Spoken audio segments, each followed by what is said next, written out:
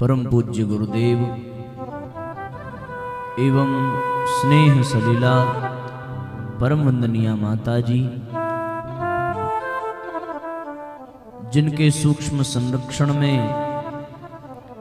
यह दिव्य कार्यक्रम अपने विश्राम की ओर बढ़ रहा है। इस 4 दिवसीय अनुष्ठान के हम सभी अंतिम सत्र का लाभ प्राप्त कर रहे हैं। इसके पश्चात पुनः 1 वर्ष के लिए हम सब लोगों को इस कार्यक्रम की प्रतीक्षा करनी पड़ेगी। 84 लाख योनियों में भटकते भटकते धीरे धीरे जीवात्मा अपनी पूर्णता की ओर बढ़ती है। जब ये सृष्टि बनाई गई तो इस सृष्टि में सर्वप्रथम जड़ पदार्थों को बनाया गया। फिर उस जड़ पदार्थ से यात्रा प्रारंभ होती है और धीरे धीरे चेतना की ओर वो यात्रा बढ़ने लगती है। यद्यपि पूर्ण रूपेण जड़ यहां कुछ है ही नहीं। अब तो विज्ञान भी इस बात को मानने लगा है कि प्रत्येक जड़ पदार्थ में भी चेतना का अस्तित्व है। यदि उसमें भी चेतना का अस्तित्व न होता तो जड़ पदार्थ भी परिवर्तनशील न होते। उन पदार्थों में भी परिवर्तन होता है। जड़ता और चेतनता की न्यूनाधिक मात्रा सभी में विद्यमान रहती है। इसलिए जड़ पदार्थ में भी चेतना है। जड़ से ही प्रारंभ होती है यात्रा और धीरे धीरे चेतना की ओर बढ़ती है। बढ़ते बढ़ते जब हम महाचेतना को पा जाते हैं तो फिर इस यात्रा की इतिश्री हो जाती है, इस यात्रा की पूर्णता हो जाती है। तो सबसे पहले परमात्मा ने जड़ पदार्थों का निर्माण किया अपने संकल्प से। सर्वप्रथम इस धरती पर वृक्ष, वनस्पतियां, पौधे, जड़ी बूटियां, इन सबका अवतरण हुआ। इनमें जड़ता अधिक है लेकिन ये चेतना शून्य नहीं है। इनमें भी चेतना विद्यमान है, तभी तो वो बीज पौधा बनता है और वही पौधा आगे चलकर के वटवृक्ष बनता है। हां, चेतना की मात्रा बहुत कम होती है लेकिन होती है। अब वो जड़ पदार्थ यानी वो वृक्ष जब इस संसार में आया तो उसकी जीवन यात्रा प्रारंभ हो जाती है। भगवान जब भेज देते हैं उसे वृक्ष बना करके, तो फिर परमात्मा ये देखते हैं कि ये कितना उपयोगी है संसार के लिए। ये संसार भगवान का क्रीड़ा स्थल है। ये संसार भगवान का बगीचा है। यहां जितने भी लोग हैं उस बगीचे में फूल पत्ती के तरीके से हैं। संसार रूपी इस बगीचे में हम सब विद्यमान हैं। साधु यह जग राम बगीचा, राम ही वृक्ष, राम ही मूल, राम ही डाली, राम ही फूल, माली रूप राम जी ने ही निश्चय जल से सींचा, साधो यह जग राम बगीचा। ये बगीचा है भगवान का। भीतर एक अनेक है बाहर, भीतर बाहर एक बराबर, मिला मर्म गुरु ज्ञान कैमरे से जब फोटो खींचा, साधु यह जग राम बगीचा। जीवन पथ में जो भी मिले हैं, तरह तरह के फूल खिले हैं। कोई राजेश रंग है, कोई ऊंचा कोई नीचा, साधु यह जग राम बगीचा। ये संसार भगवान का बगीचा है, और कोई भी माली जब अपने बगीचे का निर्माण करता है तो उस बगीचे में वे उसी को रहने देता है जो उस बगीचे के लिए उपयोगी हो, जो उसकी सुंदरता को बढ़ावे। जो उस बगीचे की सुंदरता में बाधक बनता है, माली उसको काट करके बाहर फेंक देता है। उसमें कोई उपद्रवी न घुस जाए, इसलिए उस बगीचे को घेर करके रखता है। उसी प्रकार भगवान ने इस संसार रूपी बगीचे में सर्वप्रथम वृक्ष वनस्पतियों को बनाया, और ये देखने के लिए कि क्या ये उपयोगी है या नहीं है। अगर उपयोगी नहीं है तो इसे उखाड़ करके फेंक देना चाहिए, और अगर उपयोगी है तो फिर इसे और आगे बढ़ाना चाहिए। वृक्ष में एक चेतना है, जैसे जैसे वो उपयोगिता सिद्ध करता है वैसे वैसे उसमें जड़ता कम होने लगती है और चेतनता बढ़ने लगती है। फिर जब भगवान ये देखते हैं कि ये वृक्ष तो इस संसार के लिए बड़ा उपयोगी है, उससे ईंधन मिलता है, उससे फल फूल मिलता है, उससे नाना प्रकार के जीव जंतुओं को आश्रय मिलता है, उससे लोगों को जीवनी शक्ति मिलती है, प्राणवायु मिलती है, ये सब उस वृक्ष से मिलता है।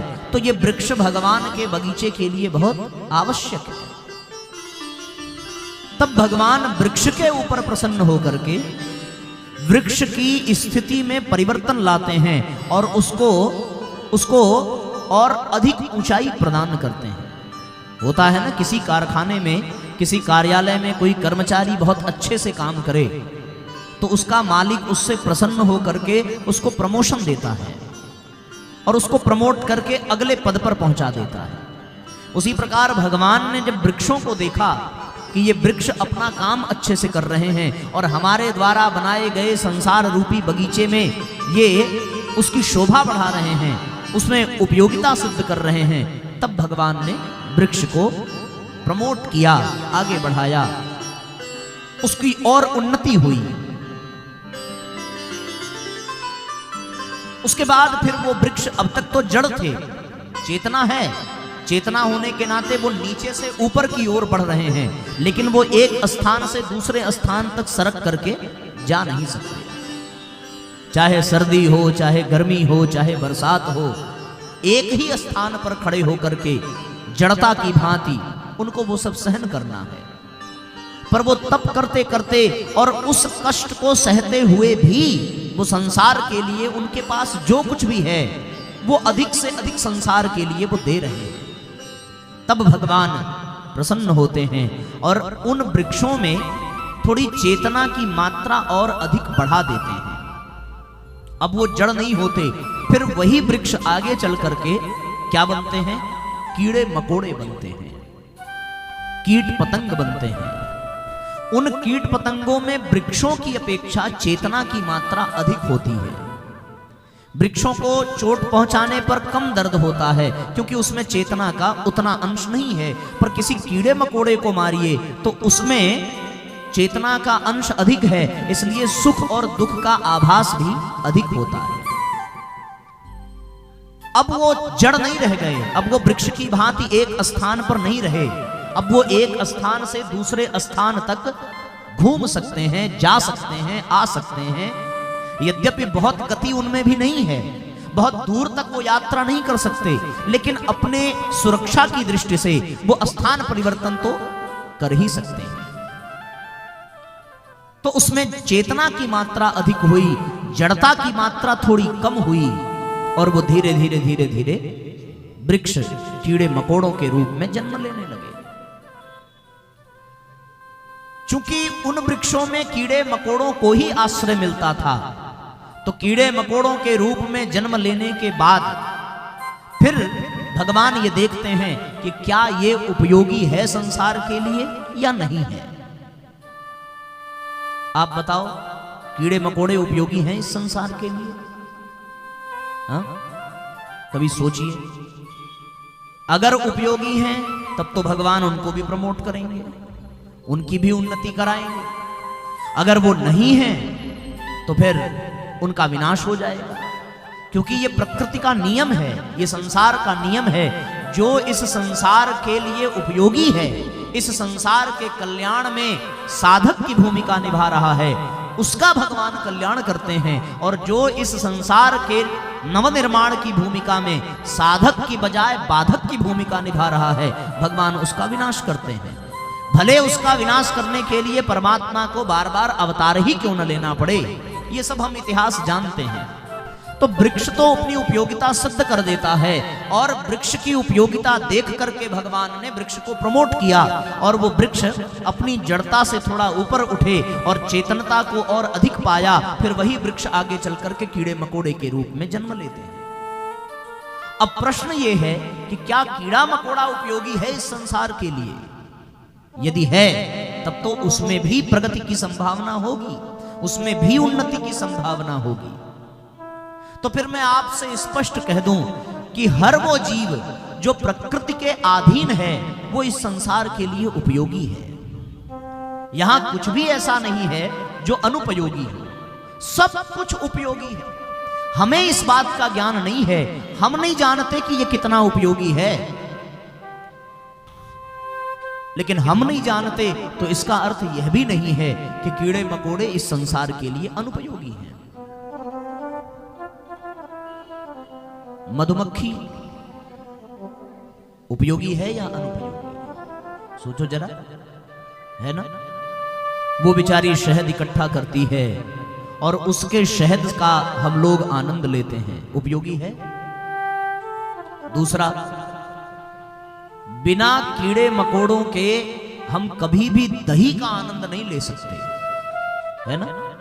दूध में जब बैक्टीरिया पड़ते हैं तो फिर वही बैक्टीरिया हमें दूध से दही बनाने में मदद करते हैं, तो हुए ना उपयोगी।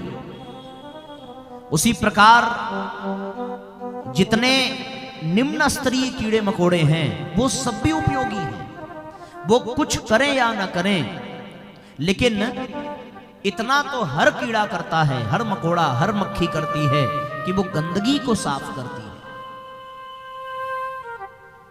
सब अपने अपने स्तर पर, चींटी की भी अपनी उपयोगिता है, मक्खियों की अपनी उपयोगिता है, मच्छरों की अपनी उपयोगिता है।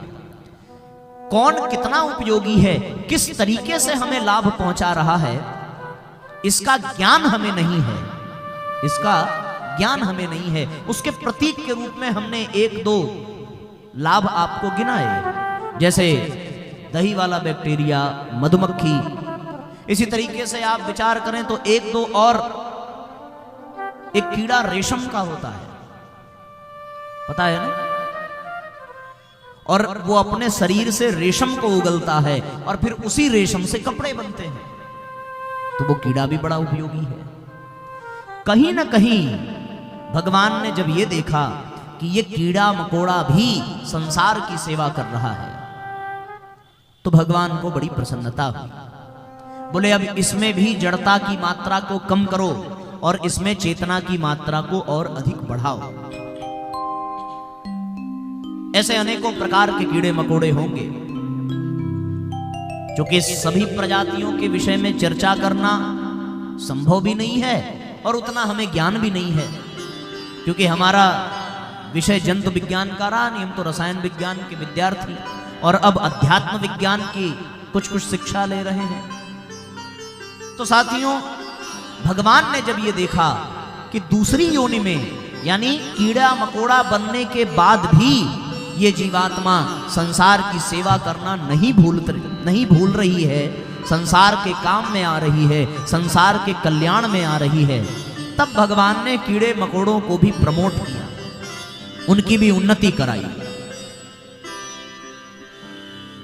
उसके बाद फिर वही कीड़े मकोड़े प्रगति करके, उन्नति करके, जब उनका भगवान ने प्रमोशन कराया तो फिर वो पक्षियों के रूप में धरती पर जन्म लेते हैं, एक नए योनि में उनका प्रवेश होता है। अब धीरे धीरे उनमें चेतना की मात्रा बढ़ती जा रही है। वृक्षों में बहुत कम चेतना थी, कीड़े मकोड़े में कुछ चेतना आई, और जब वही कीड़े मकोड़े आगे चल कर के पक्षियों की योनि में आते हैं तो फिर उसमें चेतना की मात्रा और अधिक होती है। अब कीड़े मकोड़े कुछ ही दूरी पर स्थान परिवर्तित कर सकते हैं, लेकिन पक्षी जो हैं वो तो बहुत दूर तक यात्रा कर सकते हैं। तो फिर भगवान ने अपनी तीक्ष्ण बुद्धि से देखा कि ये पक्षियों की योनि वाले प्राणी क्या इस संसार के लिए उपयोगी हैं या नहीं है। अगर हैं तो फिर इनको और अधिक प्रमोट किया जाए, और यदि नहीं है हटा दिया जाए। फिर उसके बाद भगवान ने पक्षियों की ओर देखा। अब आप बताओ पक्षी उपयोगी है कि नहीं है? सोच करके देखो, दुनिया में जितने पक्षी हैं वो उपयोगी हैं या नहीं है? सबकी अपनी उपयोगिता है। कोयल कुछ करे या न करे, पर अपनी आवाज से ही सबका मन मोह लेती है। मयूर कुछ करे या न करे, पर वो नृत्य करके ही हमारा मनोरंजन करा देता है। कौवा सबसे कर्कश पक्षी है, लेकिन उसकी एक बड़ी विशेषता है कि वो जब पीपल और बरगद की डालियों पर बैठता है तो उसकी छाल को खाता है, और उस छाल को खा करके वो जमीन के जिस हिस्से में बीट करता है वहीं पर पीपल और बरगद का वृक्ष पैदा हो जाता है। आपने देखा होगा कि बाकी सारे वृक्षों को लगाना पड़ता है, पर पीपल के पौधे, वटवृक्ष के पौधे ये अपने आप उग जाते हैं। इसके पीछे का कारण क्या है?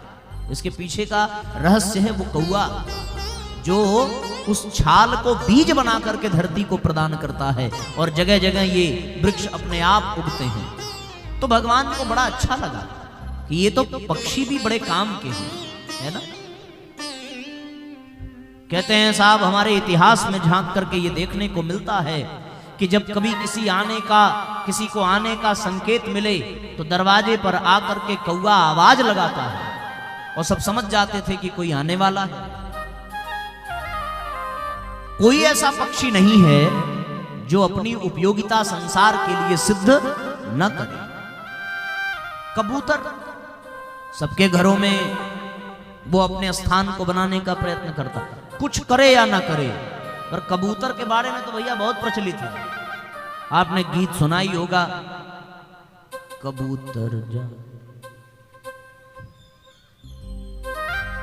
बड़ा प्यारा गीत। अब आपने कभी भेजा कि नहीं भेजा, आपके पास कोई कबूतर आया कि नहीं आया, पर उसने अपनी उपयोगिता सिद्ध की। एक राज्य से दूसरे राज्य तक संदेश पहुंचाने का कार्य कबूतरों के द्वारा हमारे इतिहास में होते रहे हैं। ऐसे किसी ने कल्पना में यह गीत नहीं बना दिया, कबूतर जा जा जा, प्यार की चिट्ठी दे के आ। इसका मतलब ये परंपरा कबूतरों के द्वारा चलाई गई होगी और वो सफल हुई होगी, तभी तो वो किया। पक्षी भी बड़े उपयोगी। गरुड़ तो भगवान को ही लेकर के टहलने वाला, हंस तो माँ गायत्री को लेकर टहलने वाला, बाज तो भगवान कृष्ण को लेकर टहलने वाला, मयूर तो माँ सरस्वती को धारण करने वाला। कोई ऐसा पक्षी नहीं है जो उपयोगी ना हो। कहते हैं साहब कि कीड़े मकोड़ों को खा करके वो पक्षी हमारे खेतों को और भी अधिक उर्वरता प्रदान करते हैं। उन पक्षियों के नाते हमारे खेतों में उपजाऊ शक्ति बढ़ती है। पक्षी बड़े उपयोगी हैं। एक भी पक्षी ऐसा नहीं है। अब तो जगह जगह मोबाइल के और नेटवर्क के बड़े बड़े टावर लगने लगे। उसके वाइब्रेशन के कारण, उसके रेडिएशन के कारण अब हमारे देश में पक्षियों की संख्या घटती जा रही है। वरना हर जगह पक्षियों की भरमार होती थी। गांव में आज भी दरवाजे पर पक्षियों की आवाज से ही भोर होती है। मुर्गा बाग लगाता है तो सब जान जाते थे कि सुबह हो गई। जो जिस लायक है, कहने का तात्पर्य, ये जो मैं भूमिका बना रहा हूं इसका सार यही है, जो जिस लायक है वो उसी स्तर पर समाज के कल्याण में निरत है। अब आप बताओ, पक्षी समाज से कुछ लेते हैं क्या? कुछ भी नहीं लेते। कीड़े मकोड़े समाज से कुछ लेते हैं क्या? कुछ भी नहीं लेते। वृक्ष समाज से कुछ लेते हैं क्या? कुछ भी नहीं लेते। ये वृक्ष समाज के लिए जी रहे हैं, ये कीड़े मकोड़े समाज के लिए जी रहे हैं, ये पक्षी समाज के लिए जी रहे हैं। और भगवान ने जब ये देखा कि पक्षी भी अपनी उपयोगिता सिद्ध कर रहे हैं, तब भगवान ने पक्षियों को भी प्रमोट करने का मन बनाया। फिर वो पक्षी, उनमें जो जीवात्मा थी, वो अगले जन्म में अगली योनि में आती है और फिर पक्षी ही आगे चलकर पशु योनि में जन्म लेते हैं। पशुओं में पक्षियों की अपेक्षा चेतना अधिक होती है, उनमें जड़ता कम होती है। पक्षियों से अधिक योग्य पशु होते हैं, वृक्षों से योग्य कीड़े मकोड़े, कीड़े मकोड़ों से अधिक योग्यता पक्षियों में, पक्षियों से अधिक योग्यता पशुओं में है। अब बताओ, क्या ये पशु हमारे काम आ रहे हैं कि नहीं? संसार में लाभ पशुओं के द्वारा है कि नहीं? आप कोई भी पशु उठा करके देखें, वो भी पशु संसार से कुछ लेते नहीं, केवल और केवल संसार की सेवा ही करते हैं। चाहे वो घोड़ा हो, चाहे बैल हो, चाहे गधा हो, चाहे गाय हो, चाहे कुत्ता हो, चाहे बिल्ली हो, सब संसार के कल्याण में ही लगे हैं। जिसकी जैसी सामर्थ्य है, जिसकी जितनी ताकत है, उतनी वो समाज की सेवा में ही निमग्न है। कौन सा पशु कौन सी उपयोगिता के लिए है, ये मनुष्य अपने अपने अनुसार उसका उपयोग करते भी हैं।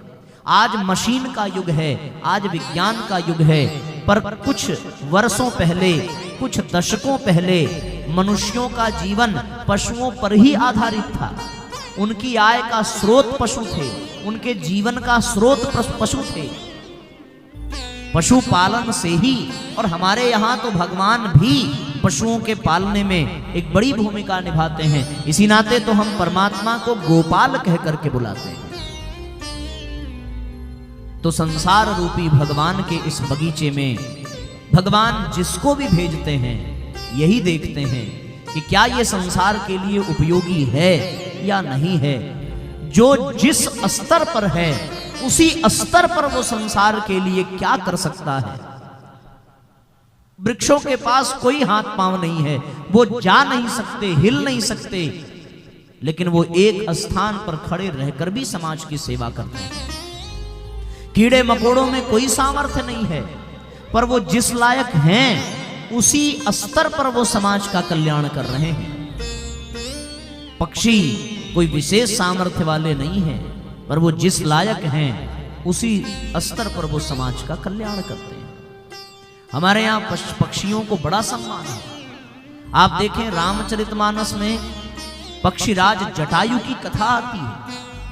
उन्होंने माता सीता को रावण से बचाने के लिए अपने जान की बाजी लगा दी, अपना सब कुछ जीवन ने उछावर कर दिया। पक्षियों के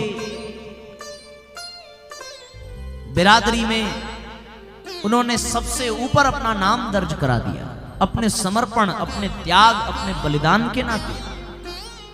फिर भगवान ने पक्षियों की योग्यता बढ़ाई और वही पक्षी पशु बनकर के आए। पशुओं ने भी अपने स्तर पर समाज की खूब सेवा की, खूब कल्याण किया, खूब उद्धार किया। और फिर उन पशुओं को जब भगवान ने देखा कि ये भी समाज के लिए कल्याणकारी हैं, तब फिर पशुओं के भीतर जड़ता जो थी, उसको और परमात्मा ने घटाया और उनके भीतर चेतना का अंश और बढ़ाया। फिर वही पशु आगे चल करके मनुष्य बन करके आए। ये चेतना की यात्रा है भैया, प्रारंभ के योनियों की यात्रा। वहां से होते होते होते होते हम मनुष्य बनते हैं। ये कई अरब, कई खरब वर्षों की यात्रा है। तब जाकर के हमारी चेतना इतनी विकसित हो पाई कि हम धीरे धीरे मनुष्य बन पाए। राधे श्याम रामायण में लिखा है, वृक्षों में होती एक कला, दो होती कीट आदिकों में, पक्षी दल में तीन कला, होती है चार चौपालों में। 5 से लेकर 8 कला मानव दल में आती है, और 8 से ऊपर जो होती अवतार वही कहलाती है, क्योंकि उसमें चेतना का अंश और अधिक है। चेतना का अंश 1% हो तो वो वृक्ष, 2% हो तो कीड़े मकोड़े, 3% हो तो पक्षी, फिर 4 हो तो जानवर पशु, और 5 से लेकर 8 कला की पात्रता हो तो वो मनुष्य, और उससे भी अधिक हो तो फिर वही महापुरुष अवतारी देवता कहलाते हैं। यही पूरा निष्कर्ष है। ये चेतना की यात्रा है। जो जितना उपयोगी बन पाया वो उतना पूर्णता की ओर आगे बढ़ता चला गया। हर प्राणी का एक ही उद्देश्य है कि वो पूर्णता की ओर बढ़े, वो पूर्ण चेतना को पा सके। जिसमें जितनी चेतना की मात्रा अधिक है वो उतना ही परमात्मा के निकट होता है। वृक्ष दूर होते हैं, कीड़े मकोड़े उनसे थोड़ा और निकट, पक्षी और निकट, उसके बाद फिर पक्षियों की अपेक्षा पशु और निकट, और फिर पशुओं की अपेक्षा मनुष्य और निकट, मनुष्यों की अपेक्षा महापुरुष और निकट, महापुरुषों की अपेक्षा ऋषि स्तर की आत्माएं और निकट, उनके बाद फिर देवता और निकट, और एक समय फिर वो साक्षात परमात्मा में विलीन हो जाता है ना। जीवात्मा, फिर आत्मा, फिर महात्मा, फिर देवात्मा, और फिर परमात्मा। ये क्रम है। प्रज्ञा पुराण में गुरुदेव ने लिखा है, जैसे जैसे हम अपनी उपयोगिता सिद्ध करेंगे संसार के लिए, वैसे वैसे हमारी प्रगति होती है।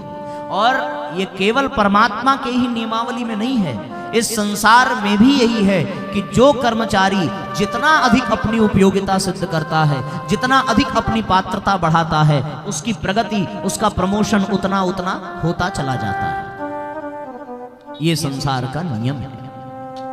हम सबको अपने अपने भीतर चेतना का विकास करना चाहिए, चेतना की मात्रा को धारण करना चाहिए। जैसे जैसे चेतना की मात्रा बढ़ेगी वैसे वैसे हम परमात्मा के निकट होंगे, वैसे वैसे हम पूर्णता की ओर बढ़ते चले जाएंगे। हर प्राणी का, हर जीव का एक ही लक्ष्य है कि वो क्या कर सके, वो परमात्मा का स्पर्श पा सके, परमात्मा को प्राप्त कर सके। उसके सिवा कोई पूर्ण नहीं है। सबसे बड़ा पूर्णता केवल और केवल परमात्मा में ही है। पूर्णमदः पूर्णमिदं पूर्णात् पूर्णमुदच्यते पूर्णस्य पूर्णमादाय पूर्णमेवावशिष्यते।